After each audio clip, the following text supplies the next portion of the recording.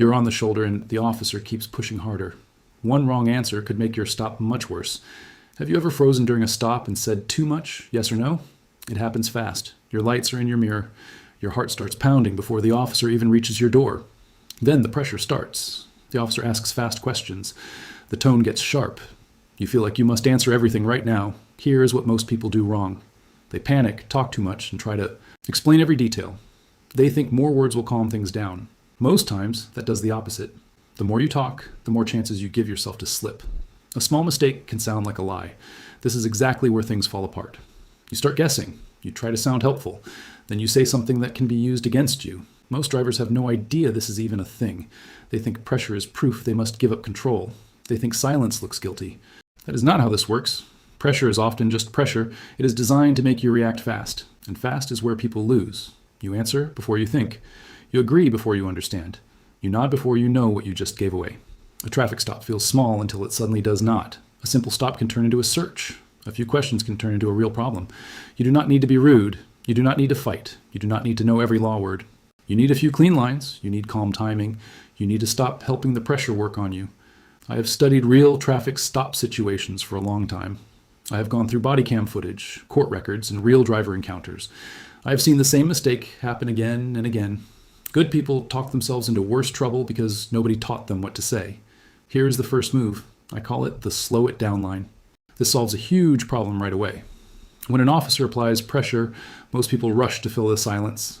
They start answering questions before they even know what is being asked. That is dangerous. Pressure makes your brain chase relief. You start talking just to make the moment end. Say exactly this. Officer, I want to cooperate, but please tell me exactly what you want me to do. This phrase works because it slows the whole stop down. It sounds calm, not combative. It also separates orders from questions, and that matters more than most drivers realize. An order is something the officer expects you to do. A question is something the officer wants you to answer. Those are not the same thing. Most drivers mix them together. They hear authority in the voice and assume every sentence needs an answer. That is where pressure wins. Think about what usually happens. The officer walks up fast. He says a few things at once. Maybe he asks where you're coming from, why you turned there, whether you had anything to drink, and why you seem nervous. You hear all of it like one big command. Your hands shake, your mouth starts moving. That is the trap. You answer the easiest question first, then the next one. Then you keep going because stopping feels awkward. The slow it down line breaks that pattern. It forces the stop back into clear steps. It tells the officer, you are not refusing. You are asking for clarity. Clarity protects you. Clarity helps you avoid guessing. Clarity also makes you look steady. Steady matters. Officers watch your words, but they also watch your behavior. Sudden movements, fast talking, and scattered answers can make things worse. When you use this line, keep your voice flat and normal. Do not add attitude. Do not roll your eyes. Do not turn it into a speech. Just say it once, then pause. That pause is powerful. Most people are terrified of silence during a stop. You should not be. Silence gives you thinking time. Silence keeps you from volunteering extra facts. Silence makes the officer decide what comes next. If the officer says, license and registration, then you know what to do. Move slowly. Tell the officer where the items are, then hand them over. If the officer says, step out of the car, and it is a lawful order, step out calmly. Do not argue on the roadside. The roadside is not the courtroom. That last point matters a lot. You do not win by debating on the shoulder. You win by staying composed and giving yourself fewer problems later. Now let me show you the mistake this line prevents. A nervous driver hears, where are you headed tonight? He answers that. Then he explains dinner. Then he mentions a bar. Then he says he only had one drink. Nobody asked for all that, but the pressure pulled it out of him. Another driver hears, whose car is this? She answers.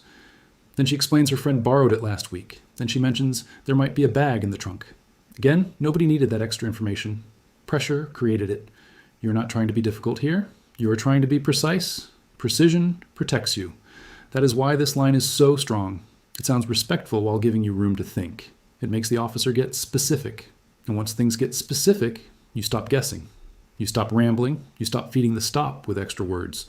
If the officer keeps talking fast, use the line again. You do not need a new speech. Repeat the same calm request. Officer, I want to cooperate, but please tell me exactly what you want me to do. The more pressure you feel, the more simple you should become. Short words, slow hands, calm voice. Your goal is not to impress the officer. Your goal is to avoid making a bad moment worse. This line helps you do that because it puts you back into one safe lane. Listen, clarify, comply with clear orders. Do not guess. A lot of bad stops get worse because the driver never created that lane. They just kept reacting. They kept talking. They kept helping the pressure do its job. You do not have to do that. You can slow the scene down without being rude. You can cooperate without giving away control. Calm beats panic every time. Now, this next one is where most people completely fall apart. I call it the status check. This solves another big problem. Many drivers do not know whether they are being held or whether they can leave. So they keep standing there, keep talking, and keep making things worse. That confusion helps the pressure grow. If you do not know your status, you do not know your choices. You stay trapped in the moment longer than you need to. Say exactly this: "Officer, am I being detained or am I free to leave?" This phrase works because it forces a clear answer. Detained means the officer is keeping you there for now. Free to leave means the stop is over and you can go. Now let me give you a real-life kind of example. A driver gets a warning for speeding. The documents come back. The officer keeps chatting. Then comes, "You do not mind if I ask a few more questions, right?" Most people say sure. They feel trapped. They think saying no will look bad. But the better move is the status check. "Officer, am I being detained or am I free to leave?" If the answer is free to leave, you go. If the answer is detained, you know this is not just friendly chat. That knowledge changes everything. It tells you when to stop treating the stop like a casual conversation, and that protects you from one of the biggest mistakes on the road: mistaking pressure for obligation. You need to know where you stand. The status check gives you that fast. Clarity is a shield. Are you part of the group that wants real driver training like this every week? Here is the next move, and this one saves people from one of the biggest mistakes of all. I call it the search wall. This solves a problem most drivers never see coming. Pressure often leads to consent. Consent means permission, and permission can open a door you did not mean to open. A lot of people think they have no choice. The officer asks in a strong voice, and they say yes because it feels safer in the moment. Later, they realize they gave away the one thing they could have held back. Say exactly this: "I do not consent to any searches." This phrase works because it is short and clear. It does not accuse the officer of anything. It simply states that you are not giving permission. That matters because officers sometimes ask for consent when they do not already have another legal reason. Another legal reason means some separate basis the law recognizes. Your permission is one possible path. Do not hand it over by accident. Now hear me clearly. If an officer says he is going to search anyway, do not resist. Do not grab. Do not block. Do not argue with your body. Your job is not to fight the search on the roadside. Your job is to make your position clear. That is what this line does. It creates a clean record of your choice. If a search happens anyway, your words matter later. They show you did not agree to it. That can matter a lot. Most drivers mess this up because the request sounds small. "You do not mind if I take a quick look, right? Nothing to hide? Just make this easy for me." Those lines are built to make you feel awkward. They are built to make no sound easier than yes, but easy in the moment can be expensive later. Do not confuse social pressure with legal duty. You are allowed to stay polite while saying no. In fact, that is the whole goal here. "I do not consent to any searches." That sentence is powerful because it does not invite a debate. It does not explain. It does not apologize. Do not add extra words like, "I mean, I guess, unless I have to." Do not say, "I have nothing to hide, but sure." Do not try to sound nice by giving up the point. Nice is not the same as smart. You can even pair this with calm body language. Hands visible. Voice even. Eyes forward. No sudden moves. That matters because pressure often feeds on emotion. The officer may sound disappointed. He may repeat the request differently. He may say, "Honest people, let him search." Stay with the same line. You do not need a new answer. "I do not consent to any searches." That is enough. If he asks again, repeat it. If he asks a third time, repeat it again. This is where the broken record skill starts helping you. Simple words, same line, no extra story. And let me give you a quick reminder right here. Everything in this video is for education only. It is not legal advice, and I am not your lawyer. If you are dealing with a serious situation, talk to a licensed attorney in your state. Now back to the stop. Another mistake drivers make is thinking consent only means the trunk. It can mean bags, boxes, the back seat, your phone if you hand it over in the wrong way, or other personal items. That is why your line should stay broad. I do not consent to any searches. Keep it simple. Keep it complete. Sometimes drivers think saying no will make the officer angry. Maybe it will, maybe it will not. But your rights do not disappear because somebody dislikes your answer. You still need to stay respectful. You still need to stay safe. But you do not need to volunteer away your boundaries. And remember this, pressure often comes dressed like a favor. Help me help you. If there's nothing there, we will be done. That sounds good when you're scared, but fear makes bad deals sound smart. The search wall protects you from that bad deal. It puts a clear line around your car and your things. Your calm no matters. Now let me show you the next move. because this is where pressure turns into fishing. I call it the silence lock. This solves the problem of verbal digging. Once an officer starts asking broad questions, many drivers think they can talk their way out. They cannot. They usually talk their way deeper in. Questions can sound harmless. Where are you coming from? Who are you with? Why are you nervous? Have you ever been arrested? Each answer creates a new branch. Then the stop becomes a maze. You try to keep your story straight. You forget a detail. The pressure grows. Say exactly this: I'm going to remain silent, and I want a lawyer if you're questioning me. This phrase works because it shuts the door on free talking. Remain silent means you are choosing not to answer questions. Asking for a lawyer makes it even clearer that you want legal help before more questioning. That is important because nervous people often think silence means doing nothing. It does not. You usually need to say it clearly. Say it once in a calm voice. Then live by it. The last part matters. Many people say they want to stay silent. Then the next question scares them and they start talking again. Do not do that. Once you use the silence lock, stop feeding the conversation. That does not mean you act weird. It does not mean you ignore basic instructions. If the officer asks for your license, hand it over. If he tells you to step out, do so safely. Silence is about questions, not about physically resisting lawful orders. A lot of roadside damage happens because people treat every question like a chance to explain themselves. They think a perfect answer will fix the stop.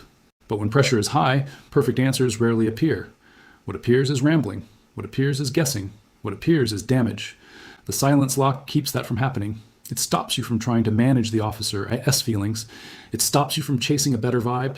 It stops you from talking just because quiet feels uncomfortable. Quiet is not your enemy. Panic is. Let me give you a simple example. An officer says, if you have nothing to hide, why not just tell me where you were?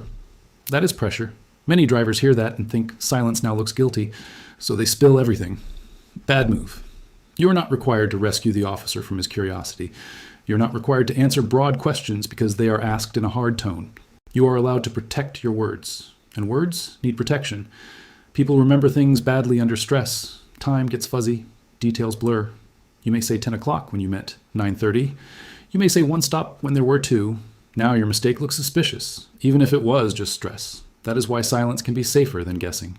The silence lock also helps if more than one officer shows up. One may talk kindly, another may press harder.